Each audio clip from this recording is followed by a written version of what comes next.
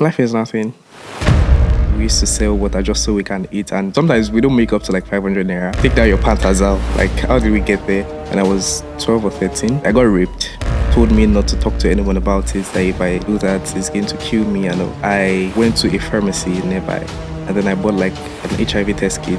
Got kicked out of school. I remember one day we called him and we told him that, and then he said, "Congratulations." I was diagnosed of stomach cancer. Suicidal thoughts? Yes. Did I attempt? Yes, severally. One thing that broke me was losing my sister. She died literally on my hand.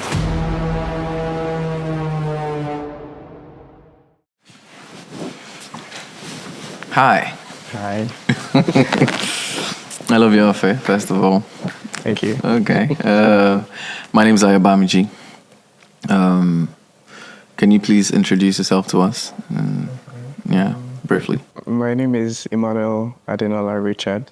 Okay. I'm into fashion, tailoring, styling, photography. Then I'm also a perfumer. I recently launched a perfume brand, With Love. Oh, really? What's the brand called? With Love by Nola Richard. Really? Oh, that's beautiful. That's beautiful. Hold on. Okay, so what would you like to talk to us about today? Basically, me, my childhood, some of the things I had to go through. Okay. How it shaped me in the negative and positive, basically. Yeah. Okay. Are you ready to share that with us? Yeah. Okay. The green couch is yours. So you can pull that to yourself.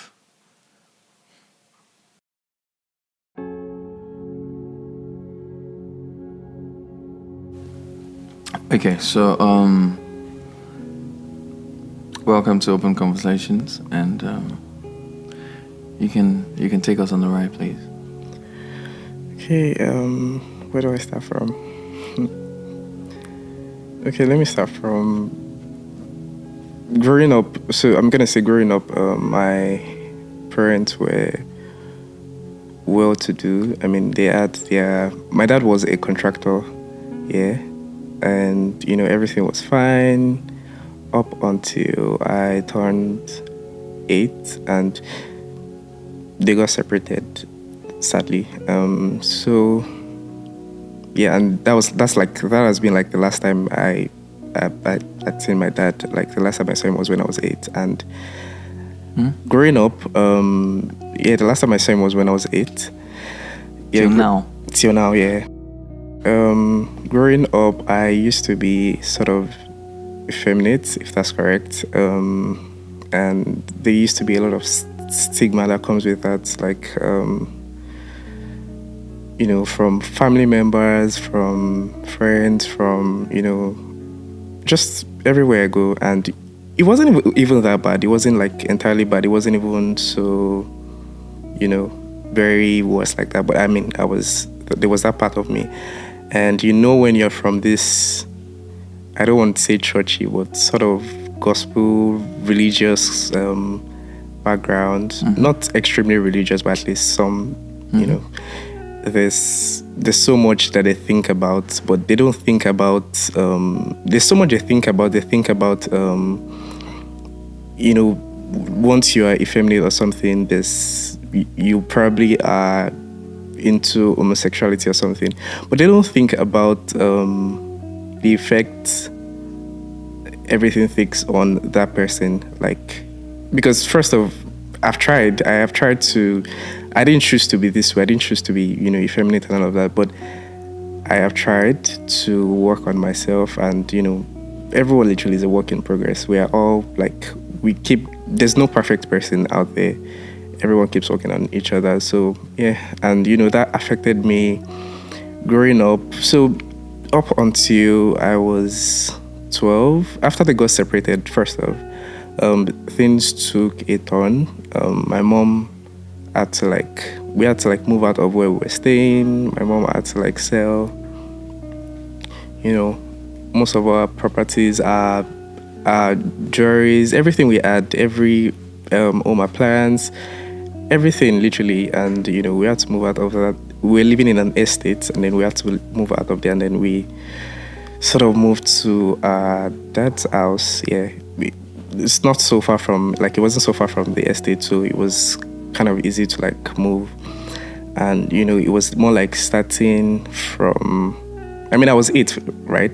And you are probably wondering, like, 8, but I mean, I was that very smart kid. Like, I wouldn't just say me, but every one of us, like, that our parents birthed, we were that, like, those type of kids that are much more smart than their age. Like, when they tell you their age, you be like, no, you can't be 8, you're probably like 12 or 13 or something. Yeah. So I was one of those, but I was like really smart. But moving out, I really didn't, growing up, I didn't really have much friends too. But as time went by, some of the people that I used to talk to closely, some of them probably traveled out. I remember one of my cousin, I think she's in the US now, yeah. And we were like really tight, like 5 and 6 and all of that. But after she traveled, I became sort of lonely and all of that. Then I can't exactly remember how old I was, but I lost my brother. And before then, though I and my brother, thank you, I and my brother were not so close, right? But I mean, he is my brother, or he was my brother rather. And that sense of, this person is human, and this person, we used to be together and all, and there isn't going to be any of that anymore. But before then, it was really ill. Like, I think it was ill for about a month. Yeah, and it was really bad. My mom was barely, like, she was barely home because she was like 247 in the hospital with him. I had 2 elder sisters at the time. 2 of them were in university, and trying to pay for this, trying to pay for that, trying to pay for hospital bills, trying to pay for that. Even though we were lucky enough to like get some assistance from family and all for the hospital bills, but it was kind of bad because it was sickle cell. Yeah, and I was also going through something at the time. So at the time I was in secondary school. I think I was in GS2 or GS1 at the time, and I was 12 or 13, and I got molested. I got raped, because I mean, being molested is kind of different. So I was raped. So it was time for inter-house sports then, and I'm not going to mention the name of my school because I mean this might probably get to some of my friends, and this is probably like the first time they're going to be hearing this, because I don't really talk about myself to people that much. So yeah, so we were trying to prepare for inter-house sports, and I used to be one of the athletes then. Then it was that era of bedroom selfies and selfie sticks, and then students will like sneak their phones into school and try to, just that Thursday, try to go into the arena, because our school wasn't that big, so we had to rent like a different field for the inter-house sport. So they would try to sneak their phones into school that Thursday so they can take it there and play music and just do whatever they want to do. So I just finished doing my track and field sport and all of that, and then I went into the bedroom. I wanted to pee, and this man came, and so there were a lot of students in the bedroom. It was a male bedroom, but sometimes you find females, like you find so many female students there, you find male students there, you just find so many people there. So they were doing their stuff, but on board that. I went into the bedroom. After I did whatever I wanted to do there. Okay, it's time for me to go. I just saw this coach. We had this coach then, a football coach. He came into the bedroom, and then he started flogging some of the students that were just there for some aimless reasons. And next thing he barged into where I was, and he started flogging me. And I'm like, you just saw me on the field. Like, why are you flogging me? Like, I wasn't even trying to argue with him because I wasn't that type of student. I was like, oh, sir, like, I just finished my sport. I just came to pee. I wasn't one of those people trying to take pictures or do whatever. And the next thing I heard was take down your pants, in his words. And I'm like, take down. To me, it felt like, what's I saying? Take down your pants as well. Like, how did we get there? And next thing, I don't know how he did it, but he had like a gun in his boot. And he brought it out. And I mean, I was very young. I was out 12 or 13 at the time. So he brought it out, he threatened me with it, and then, eventually he raped me and all that. And oh my God, I bled so much that day that I can't, because he started, I don't know if I can go through this, but he started by, I think the word is fisting. He fisted me with the cane, and then he used how a shotgun looks. Is it a shotgun or a pistol? I don't know what they call it. But it looks this way, right? It looks this way. So he used like this part, yeah, and then he sort of fisted me with it. And then I was scared for my life. He tried this didn't work. He tried this, then, he put it in so many times. And I'm like, so many things were going through my mind. I'm like, what if there's a bullet inside this and, he just by mistake, like, pulls the trigger and boom, that's it. Like, they probably would, try to drag the whole situation back and forth. But I mean, my name is gone, right? All of that is just whatever aftermath. But I mean, my enemy is, I'm gone, literally. So, I mean, he did all of that, and then eventually made his way in. He raped me and all of that. And then the first minute to speak, I couldn't leave that bedroom for, I don't know how long, but I know I didn't, because we would walk from our school to that field and then walk back. And then it was about 30 minutes. It was like about 30 minutes, if not more, walk. It was a 30-minute. It used to be like a 30-minute walk. So everyone had left that place. I was the only one there.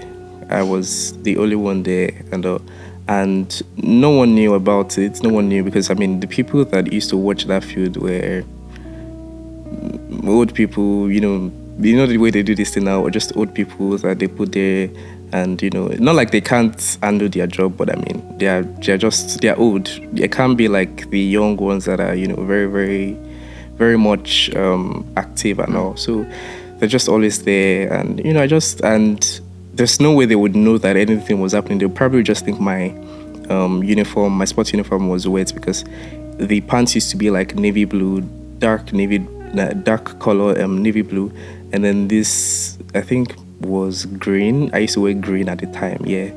So that was what I wore, and I just left. I just made my way back there, and before he left, he told me not to talk to anyone about it, that if I do that, it's going to kill me, and I was very young. I didn't want to die, so I couldn't talk to anyone. And I thought about it. I'm like, okay, but everything that has happened before, the whole stigma from being effeminate and all of that, and everything, who exactly do I want to talk to about this?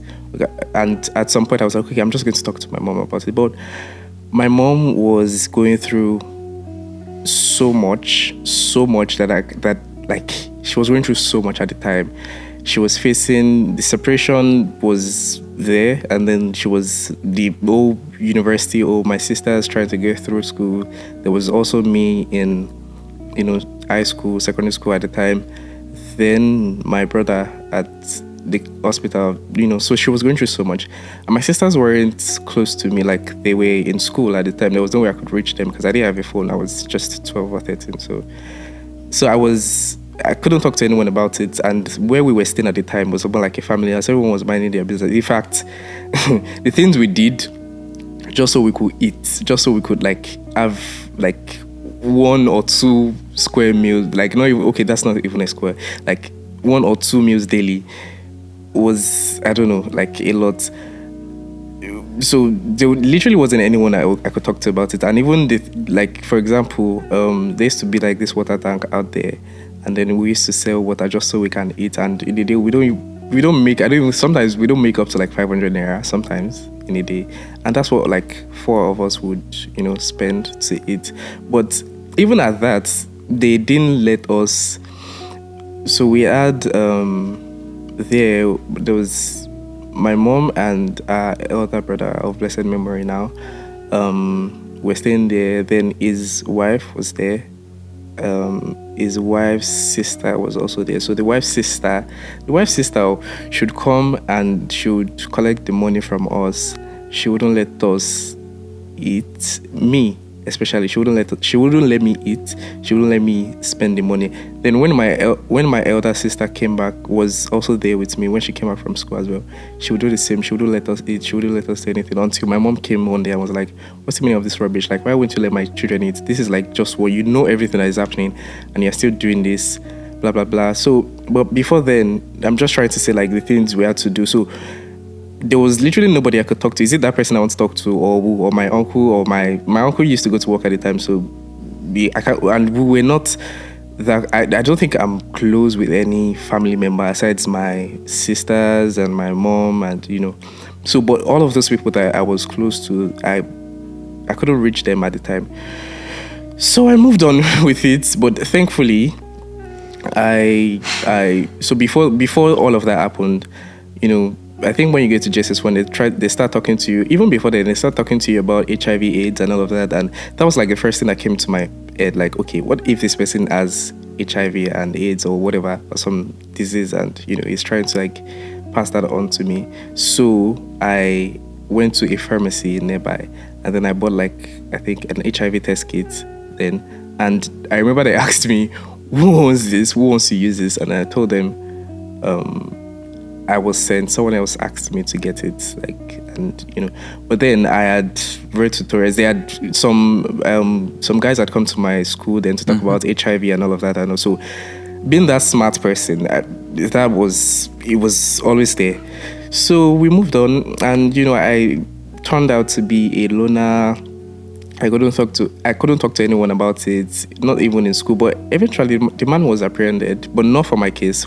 So apparently, he was doing it for other people, but those ones were at the time much more older than I was. I think they were 17, 21 or 19 or thereabouts. I think they were about 3 that he did that to as well. And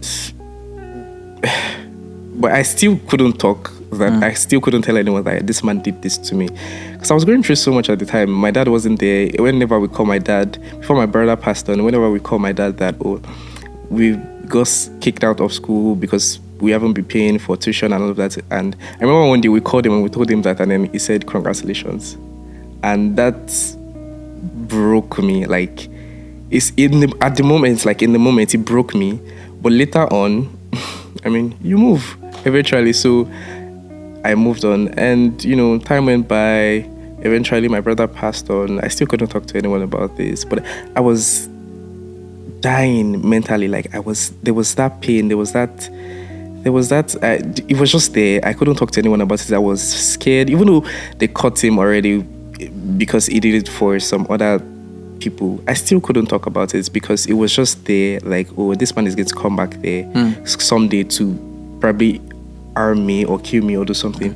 So I couldn't talk about it. And time went by, my brother passed on. Even with that, I still can't talk to my mom about it.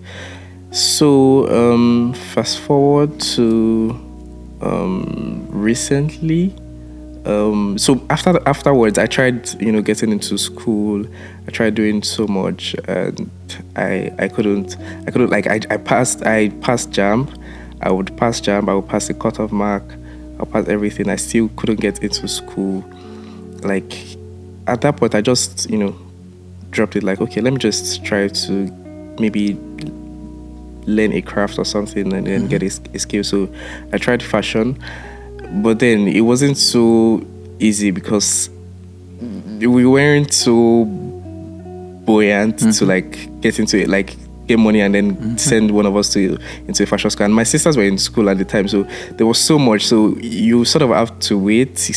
But I mean, I got out of high school successfully, and then it was just that part here. So yeah, I eventually tried, so many things. I learned how to. So there was this opportunity that came up to, learn how to make wigs and all of that. I learned that. I learned so many things. I learned that photography was sort of self-taught. I would just like play around with any camera I get. My uncle used to. He has I don't till now I think he still does, but then he used to have like 2 or 3 cameras and all that, and I would just play around with it whenever I go to his place. But while I was doing all of this, there was still that part of me that felt like this isn't me. This isn't like what I am exactly, because I became the opposite of me. I became a loner. I became very cranky, like very strict. I still think I am strict till now.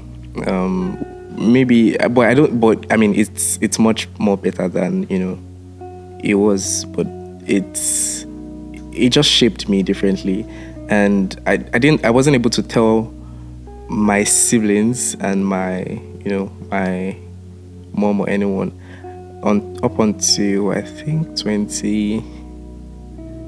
that was 2023 or 2022. I didn't tell them up until that moment. And, I think I even told one of my sisters out of, anger. I think we were having, our siblings have their back and forth and all that. So we're having that moment. And then I'm like, you guys just feel like I don't talk about anything. You just feel like I don't do this. You don't know the things I go through. You don't know the things I have up here. You don't know the things I'm trying to process in my mind, blah, blah, blah. And then I just let that out. And,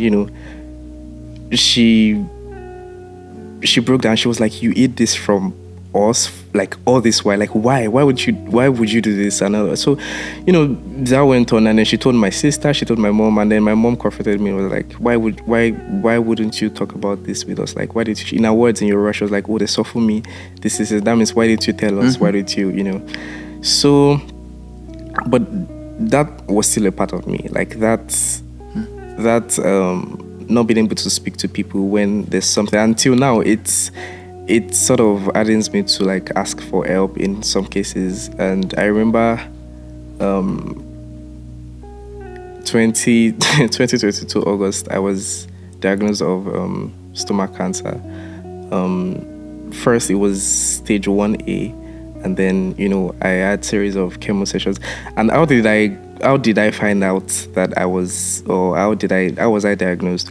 So I just like, I went for like a full blown check, like few weeks to like 3 weeks before, and I was fine, everything was okay. I think the only thing they gave me was maybe malaria drugs or something, and afterwards I was fine.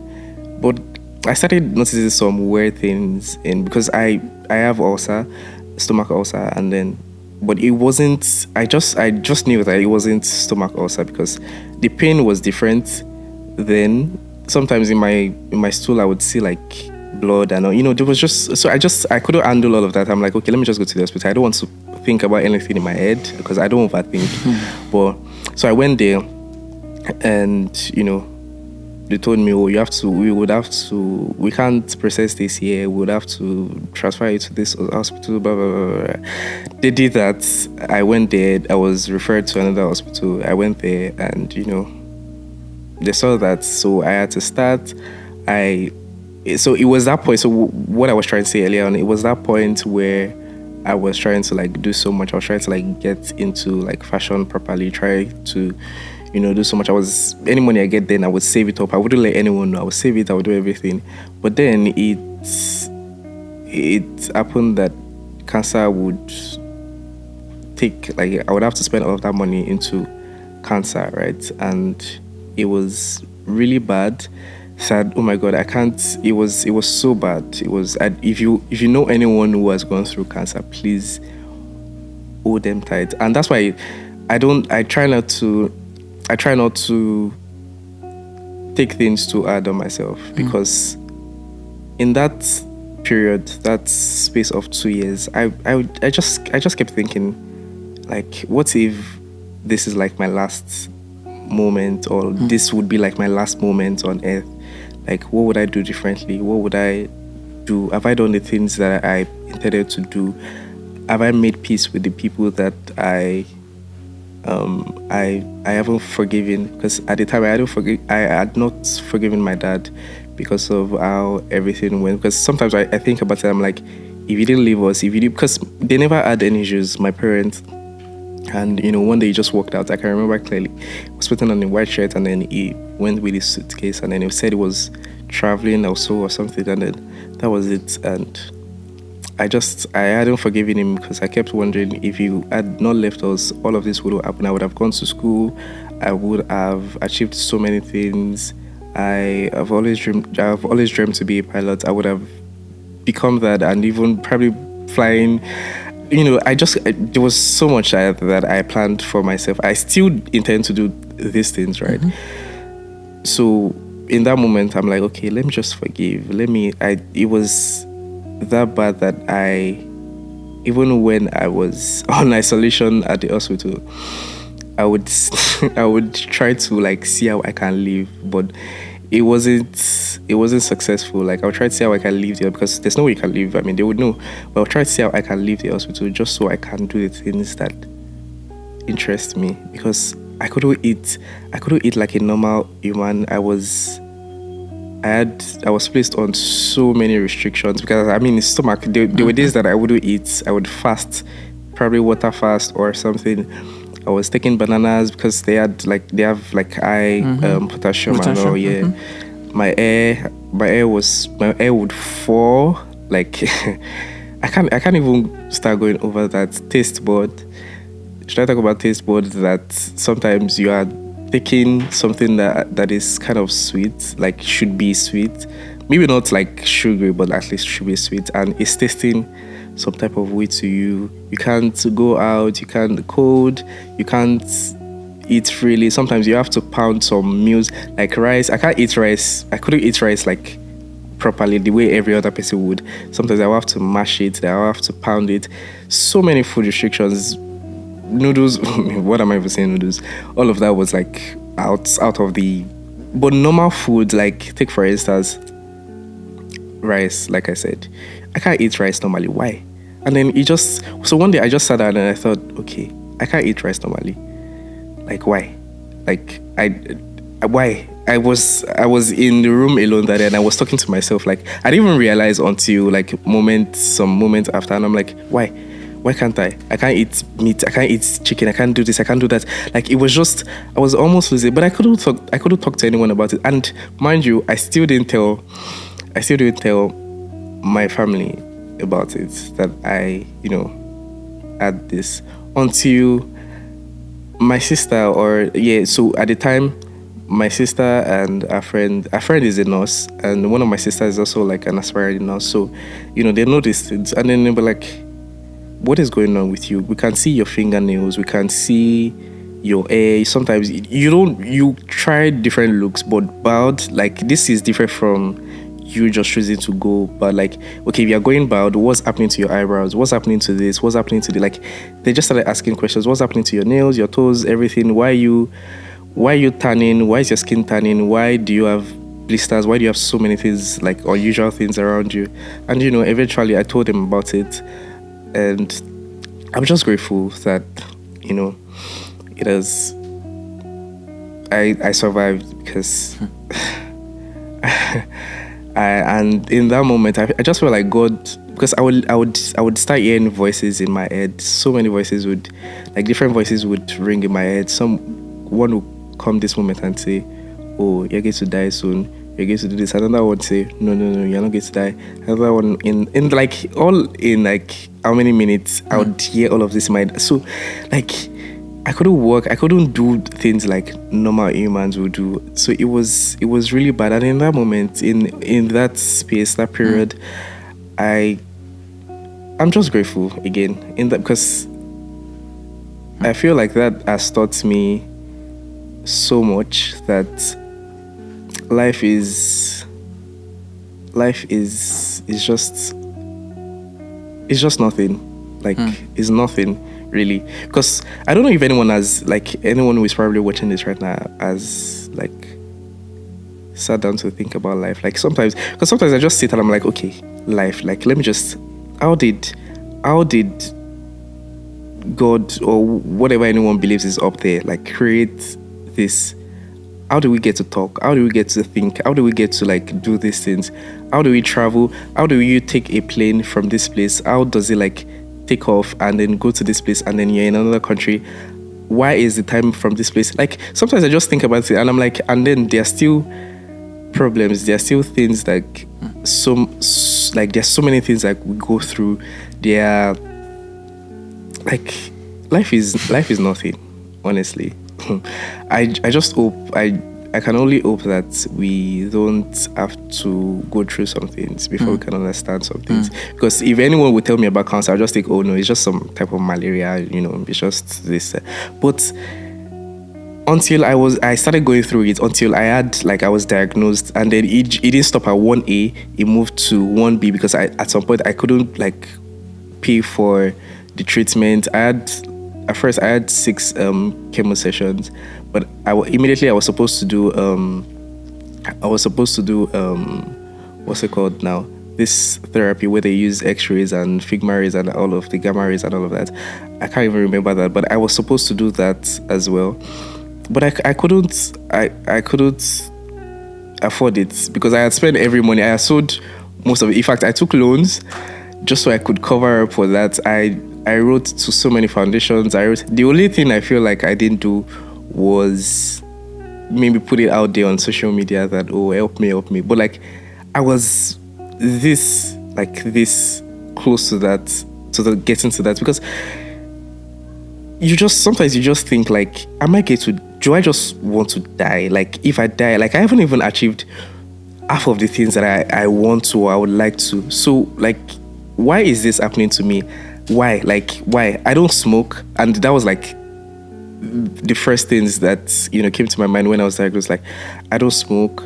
I don't drink. I don't like do any of these things. If I maybe take alcohol, it's probably red wine or something. And that's like at occasions, like occasionally, right?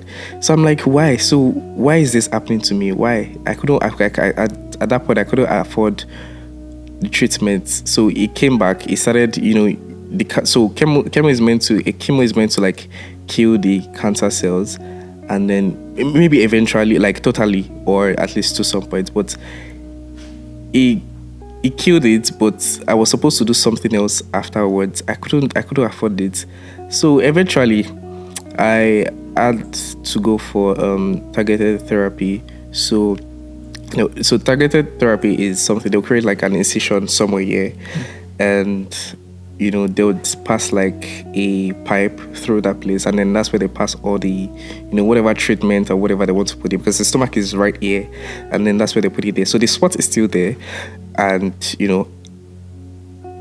sometimes I want to bathe in the morning, and the pain that I go through, sometimes whenever they want to like open that stuff and then put it there, like I can't even, because I'm this person that I don't like to like, I don't know how to break down. Not just like I don't like to, like I don't know how to break down, but I don't know how to cry. But I can't even start going over that, because it's just going to take me back to another state that I'm trying to get out of, or I've already gotten out of. So I don't even want to go into, but it's much more than you think. Cancer is not like, and this is not just about cancer. This is about there's so many other, sometimes, because even there was this like therapy they do for like a support group for those of us that have cancer and Hard. Hard.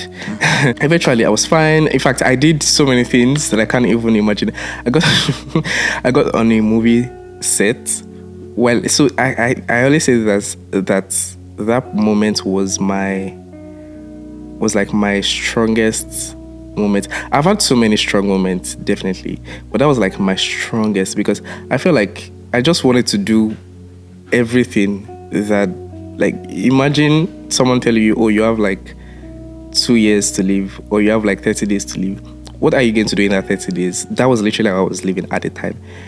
Though it wasn't terminal, but if you know stomach cancer, like most people don't survive it, especially when that's, thankfully mine was it that stage 3, stage 4 and the likes. But even at stage 1A, 1B, some people still die. Some people still don't survive it. So I just thought about it like, I'm just going to live. I'm just going to take each day as it comes. I'm just going to do whatever it is I is at my reach. I've always wanted to do, and it's at my reach at this moment. So, I worked on a movie set. Thankfully at work, I was given that grace period to like stay away from work, because at the time there was a time I had to be on isolation. I couldn't go anywhere. I was in the hospital. I was like in and out basically of it. So you can either have it at the hospital or you can have it at home. So I did some period at the hospital and then I did some period at home, and all of this period, like, people couldn't walk in anyhow into like my house or something. Everyone will literally have to wear like slippers, or you have to like take off your slippers out there, and then we have like a separate slippers. Like, you can't just, people wouldn't walk in, like you can't come in anyhow. I couldn't, because I couldn't go out. So it's isolation literally. So I couldn't go out, and people can come in, but they can't come in anyhow. They were like, we had restrictions, we had there was like procedures for everything and all of that. So, imagine having to deal with all of this, and there's just something else that keeps coming back every time. Like, you are still, and cancer is more of a mental thing than the physical. Yes, the physical is great, is bad, is worse, right? But the mental is deeper than like everyone else would think. And I couldn't really talk to so many people about it, even like my close family, because I'm this person, I like to move from things like quickly. So if I get to talk about it like often, or with this person, because first of all, where's even the strength to talk about it? I do really have strength, but if I try to talk about it like often with so person, like, I'll just keep breaking down more. I'll just keep drawing in that circle. Yeah.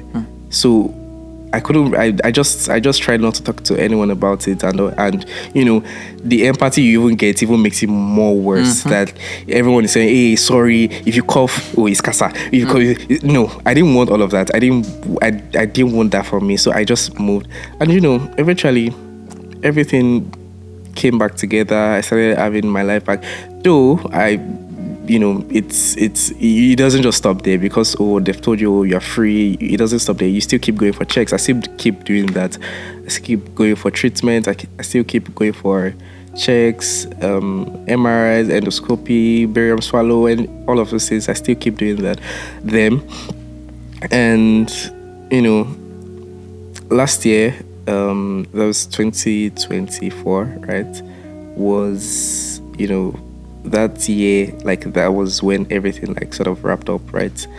And one thing that broke me, like, getting into this year, was losing my sister this year. So I lost two, like, so apparently both of them, like my elder brother who passed on, and then my sister, both of them were sickle cell, right?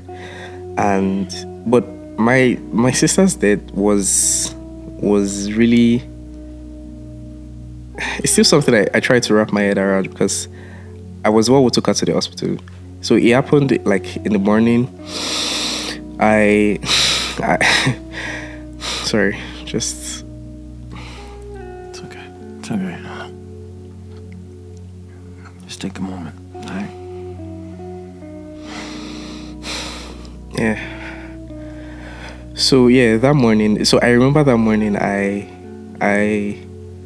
I wasn't really okay myself, because I think I had something, or it was a treatment. I went for my treatment like the night before or the day before, and I got back home that night. So there's my body. We have different systems, and then your body gets to react to these things like differently. So I was purging. So most times whenever I go for treatment like chemo and all of that, I tend to like, it's either I'm purging or I'm having allergies, or there's just something different happening. So all through that like night, I couldn't sleep. I was purging. I was like, it was really bad. In fact, the next morning I wanted to go back to the hospital, but before daybreak, it was everything was fine. It was just that period. So I couldn't sleep that night. So in that moment where I was trying to sleep, because I slept in the parlor. So in that moment where I was trying to sleep, I think my sister came from the room, and then she pulled the duvet that I used to cover myself, and she was like, "Oh, she's feeling this pain in her stomach." And I took her to the hospital. We got in through emergency. It wasn't bad that we had to get in through emergency, but we, just to make everything faster, we took her there. I took her there through emergency, and she was fine. She was very okay. I just felt like it was a normal crisis. It was just a normal, thing. And about around 7 p.m. or 8 p.m. thereabouts. In fact, I didn't even tell my mom that, because she told me not to tell my mom about it, because it wasn't as bad as other words. Yeah, do you get? So she was just there on the bed. She was sleeping and all. And then around 7 p.m., 8 p.m., it became very intense. She started complaining that, the stomach pain went down, and then she started complaining that, her legs were paining her, were aching her, and all of that. And eventually it became more intense. They couldn't find veins in her body. In fact, they even tried her leg, like somewhere here, but the doctor, like, in fact, that guy was literally sweating that day. He tried and tried and tried and tried. He couldn't find one. Yeah, he couldn't find one. And she started complaining she couldn't breathe and all. Like, I was wearing a bucket hat on my head, because I always like try to cover my head, because then I was like losing my hair bad. So, and then I removed the bucket hat. I was like just trying to like blow some breeze on her, like, so she can get it. Like, it was a well ventilated place, so like it was a private, it was a private ward even. And I did all of that, but she still, so eventually they brought the oxygen and all, they did all the CPR and everything, but she passed on. And You were there. I was just there, and literally she was on my hand, like she died literally on my hand like this. And this was someone that I don't think there's anything that would happen to me, and the first person I would call would be any other person. It wouldn't be Bukumi. Like, she wouldn't be the first person. Like, like when I say anything, it goes deep to like private things. Like, take for instance, there's something happened to me in my favorite part. Before I consult the doctor, the first person I would tell is this person. Like, we were this, people always say 5 and 6. I don't think ours was 5 and 6. I think it was more than that. Like, in most cases, people see us as twins, but this lady is like, she was like, how many years older than me? She was, I don't know. It was when she passed on, like, because I'm not so good at people's, like, keeping people's age or ages or whatever in my head. But this person is like really, she's, I don't know, maybe 5 or 6 or 7 years older than me, but we were very close. Like, people see us as twins. Like, she was my ride or die. She was my go-to. She was everything. Like, she was, name it, confident, my busy prayer warrior. She'll call me anytime. She was everything for me. And in that moment where I was still trying to like, and some days before, that was December, we had like one of our friend got married. In fact, we like planned the wedding from outfit and everything. There was so much back and forth. Like, we had all of that. Everything was fine. We went to church for a crossover service. The first Sunday we went to church, and then like we literally went to church like on Sunday. Everything was fine. Everyone was okay. And after church, I just went to the hospital, and then I got back home from my own treatment. And Monday morning, everything happened that way. And in that moment, I think this goes back to like, this makes me go back to what I started with. The fact that I don't have like anyone to like talk to, or I grew up not having anyone to talk to, it still like affected me, because eventually when I would not have someone to talk to properly, that was this person, that was Bukumi, and eventually she passed on. So who would I talk to? Who would I tell? So when, as the only guy we were on our way to burial and all of that to the cemetery, and then we got there. We did everything. In fact, our friends kept asking me, like, am I fine? Am I good? I'm like, oh, me, I'm good. I'm okay. Like, I'm hot. Of course, I'm fine. But I just kept smiling with everyone, because at the time I had not believed it in my... Yes, because it felt like a dream. Someone that I took, because I was processing every minute of it. Like, I took this person to the hospital. This happened. And then I brought her this. She would ask for water. Like every single thing was replaying in my head. And some months after, it hit me so bad. Like, I lost to it. It was so bad, because before then I hadn't had time to process it in my head. I was just taking it, okay, let's just, what's the next thing? Let's do this. Let me try to comfort every other person, especially my mom, because losing 2 children is not anything anyone prays for. It is not. So having to go through that, I was just trying to be that one that will make everyone smile, even in the storm, even while going through the storm and all. But I didn't create time for myself to process it, or to just wrap everything around my head. So months after, I was alone, Before then, it was January 7th, and before then, my birthday is January 30th, and before then, she was even helping me right there at the hospital. She was helping me plan my birthday, and I'm like, oh, I'm not big on birthdays, so I'm just, for me, my birthdays, once I get a cake or something, I'm just fine. But even if I don't, I'm still good. What is much more important to me is, this is another year. What's the next thing to do? I'm grateful to God for keeping me till this moment. And she was still planning, I wanted to do a shoot. You don't know the age you're turning, you don't know this. I'm like, whatever age, just numbers, right? And she was like, you don't know the things you've gone through. You went through cancer, you beat cancer twice. That is something you should, even if you're not proud about anything, that is one thing you should be grateful for. And we're still talking about this while she was on the hospital bed. And I was just, so all of this put together has just made me think, again, life is nothing. Life, I can say that over and over and over again. Life is nothing. If you do good to people, you meet it. If you do bad, you meet it.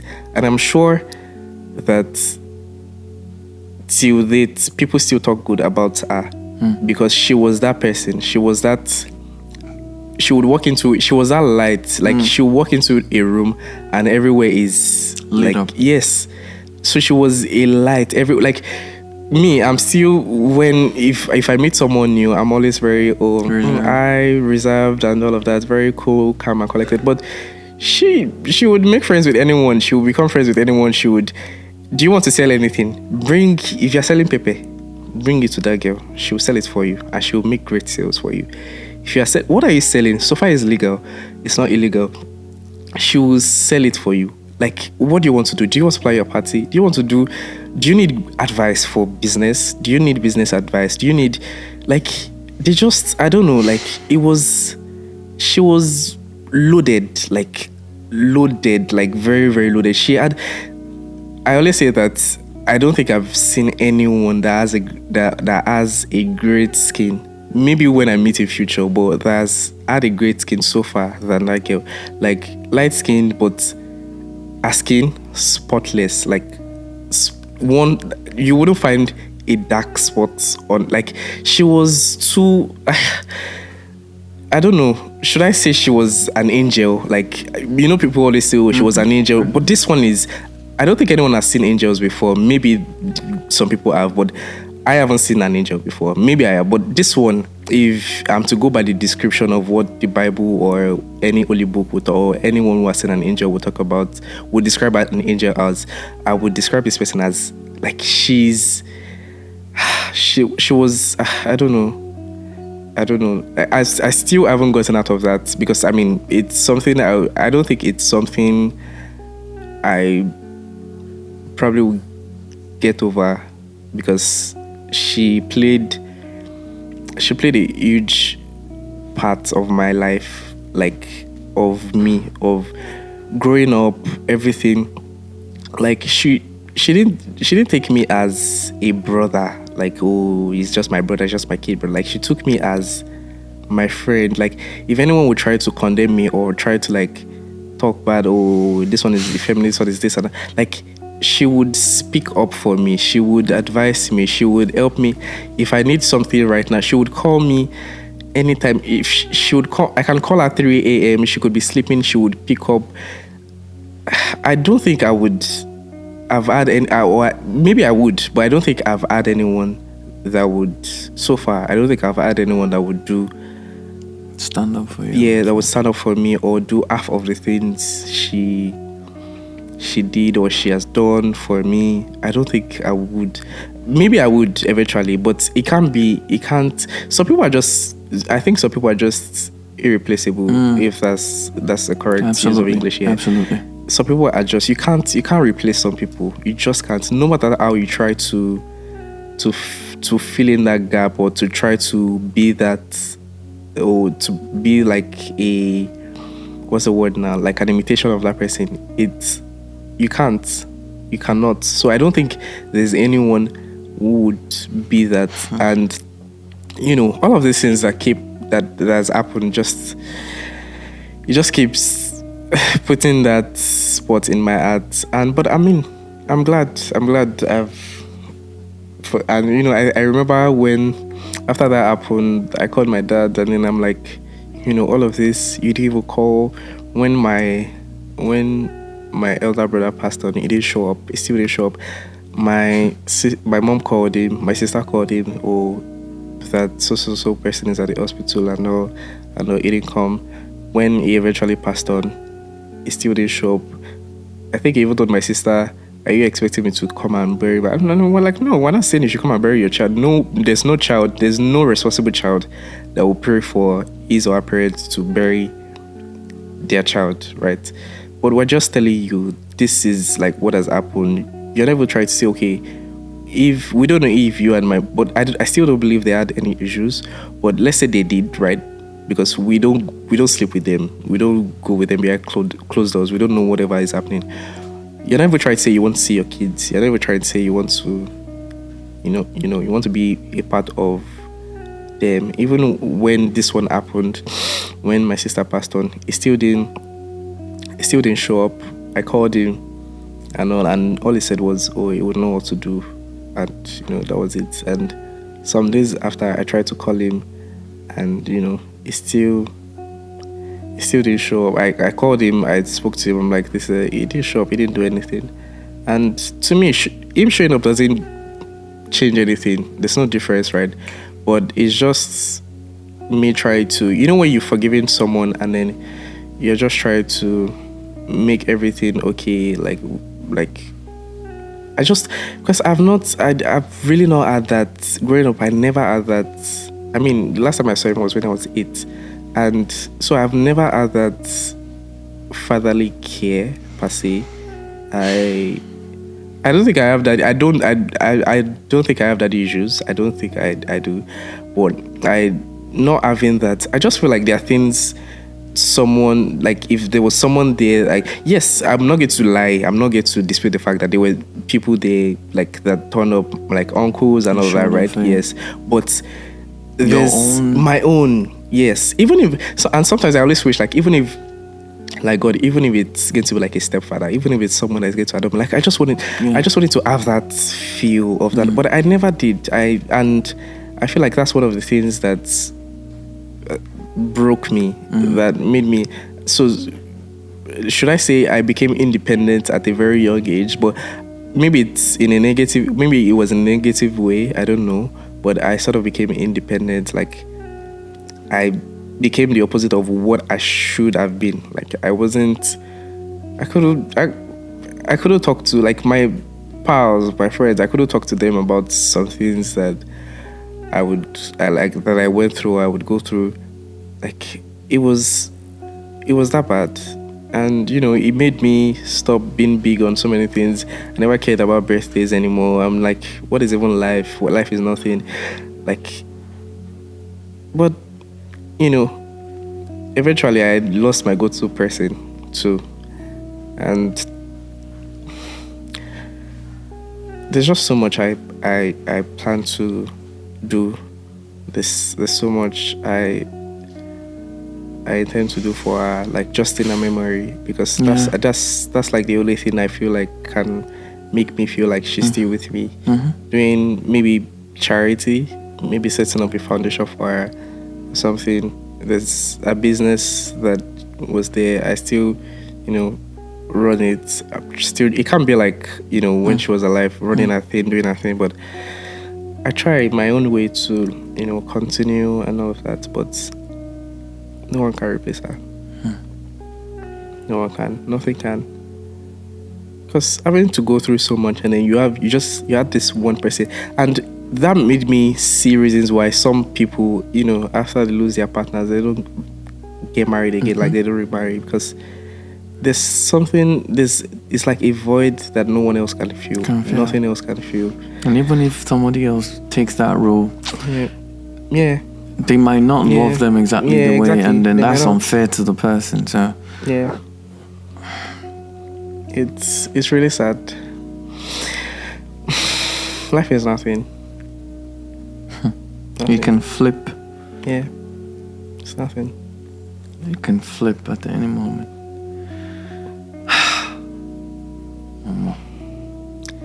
I just hope everything ends well. I know it will. I know. Well, there's nothing about life. There's nothing, and I just hope that we don't have to go through so much before we understand that life is nothing. Man, no.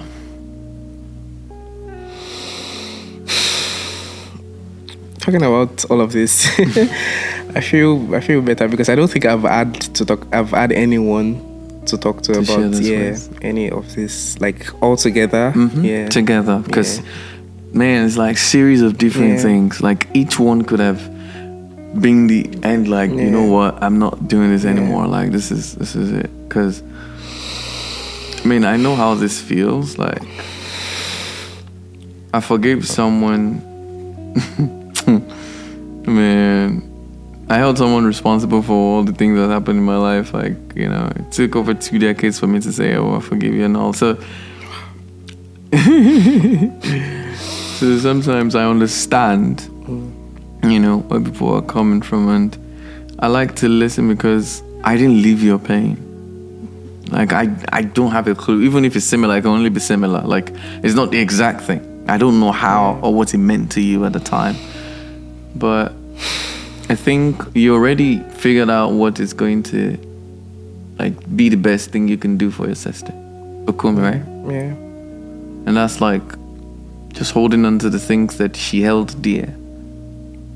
And just continuing and just, because there are times that you just want to, you're trying to find yourself, you just don't understand. Like the only one person that understands me is not here. Yeah. I'm like, why am I Goku here then? There's no point because it's a waste of time. Yeah. Someone has been doing the figuring out for me, and now I have to figure it out myself. I don't even know how to do that. Oh yeah, and of course I had like you just made me remember suicidal thoughts. Yes. What's the point? Yes. Did I attempt? Yes, I did severally. I did. But again, life is nothing. As a place. And I'm just grateful for the people that were there. Because, I mean, sometimes it looks like, oh, this person is not there. I'm expecting this person today. First of all, I don't expect much from people. But then again, there are times that you expect some certain things from people. But you sometimes don't know what they are going through. Like, you don't. For me, when I was in that very cancer, like when I had that, gastric cancer and all of that, you wouldn't know. Because I think I was even looking much more better at some point. I was looking much more better than I was. So you wouldn't know that I was going through this until maybe I opened my stomach and then you're seeing like the feeling spot I had, or I opened my cap and then you're seeing my hair or something. You wouldn't know, or maybe even my nails when they got dark and all of that. some people would think it's paint, some sort of paint, or I think there's something they call lali also. There's this African dye that they use lali. here. Some people would think it's that. And when they say it is that, I'll just say, oh yes, because how many people do I want to tell? Oh, I have cancer, I have cancer, I have That's cancer. a Imagine lot. meeting 200 people, not even 20, that's like a higher number. 20.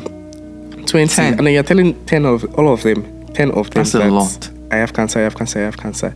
There's the stigma that comes with that because first off, some people don't know what it is. They think it's communicable. It is not. So I can't tell anyone that I'm having this because after the time they're trying to, are you sure you're not going to need this? Are you sure you're they're coughing? pouring you Are pity sure that you don't need. Yes. Are you sure you can walk? Are you sure you can stand? Are you sure? I'm like, just ask me if I'm sure I can breathe. Because I'm standing in front of you. Yeah, I'm standing in front of you. Like, what is it? I get that is empathy, but sometimes it gets too much that you don't want to do. Okay. And talking about this now, why did I forget some of the things that I was trying to mention and now I can remember? So yeah, I was trying to remember radiation therapy. And then, this part of my body, they will put like the light, it's like a light, like rays come out from the big machine. So I would like lay down there and then they would like just put it there. And, eventually after like times and series of doing that, this place will become like dark, like tan, and then like, did I just pass through some sort of accident or something? Like this place, I've never been like, well, it's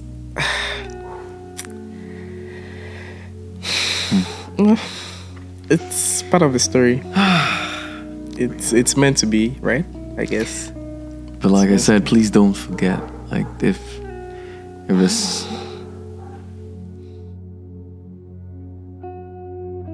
something you're gonna, strong Nala. Man, the layers, like I just couldn't understand like how you were going from one to another. I'm like, and that's exactly why I don't try to talk to people about these things because how this is life now. You know how they try to like make you seem like you are, especially from this, like when you're from this part of the world, Nigeria or Africa, they'll say there's somebody from your village, is your village people. It's you've offended somebody or it's people, something, it's a curse or so- it's something. Sometimes they're just, I don't even want to talk about it. they're just Let me normal be. people on the road that if you stop them to ask them questions, is it everybody that village people? I mean, it's just just like you say, it's life. Sometimes it's life, yeah. That's my People are, and this is what I always tell people, like, just be kind. Yeah. It's the least thing. Kindness is Just beautiful. be kind. Just be kind. You walk past somebody now that you are saying, or somebody you are pouring out some demonic comment to on social media. Yeah. Somebody that has attempted probably suicide 3 times. You are giving them reason to just kukuma end it. Yeah. Just be like, or just keep quiet. Sometimes it takes for those, not everyone, but for some of those who come on social media to rant, it takes so much courage to do that. And then while they are trying to like get hope because they don't have anyone they can talk to or rant to, you go there in the comments and then you are still seeing some hurtful, like some very demeaning comments, and I'm like, you don't even know. Like it took this person so much courage to even come out to say, "Oh, I'm going through this." Like, and then like just be kind. It's like don't people Or don't think say anything. Yes. Like, don't people think kindness is very beautiful? Like, maybe they don't understand what it is first. You time. have a choice. You have to understand it to know how to Be give it kind or keep quiet. Yeah. If you Just- cannot be yeah. kind, just keep quiet. Yeah. Some people don't know how to, right? They don't know how to. They want to talk. They want Man. to talk. I am just really glad that you're where you are. Of course, you possess so much strength.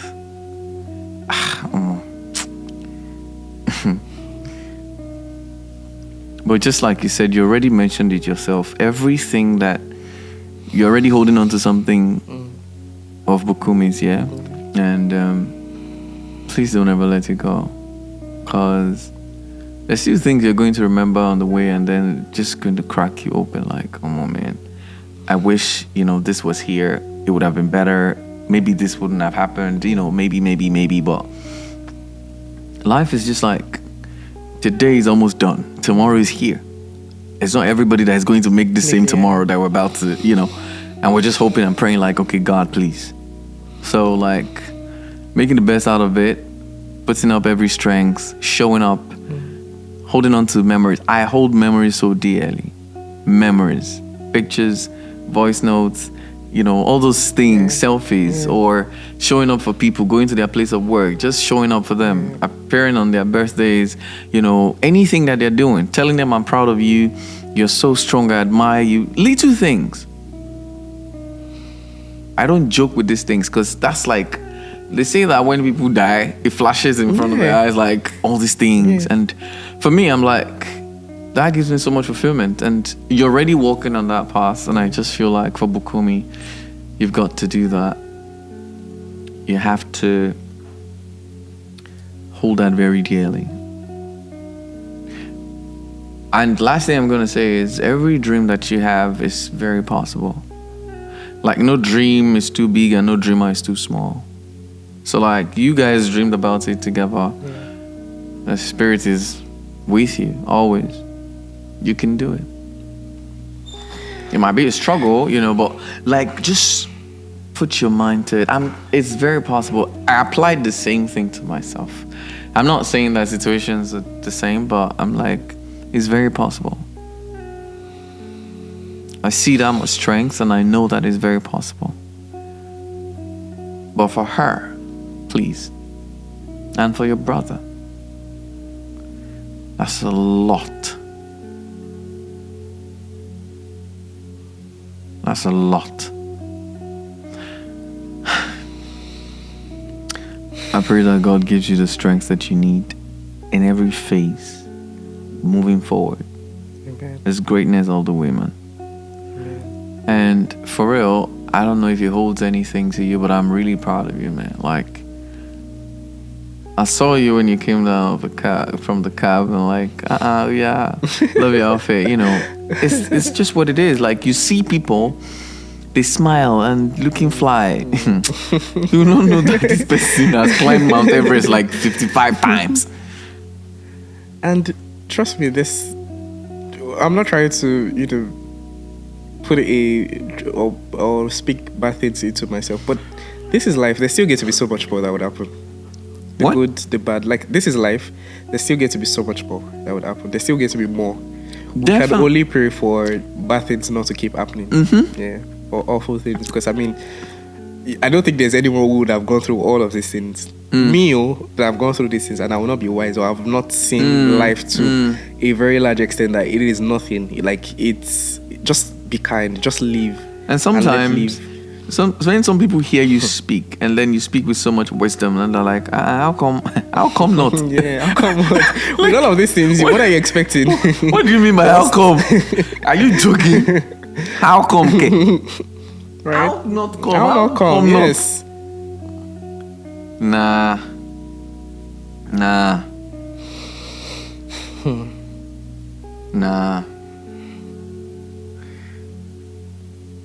Well, life is beautiful. Jesus is king, man. Yeah.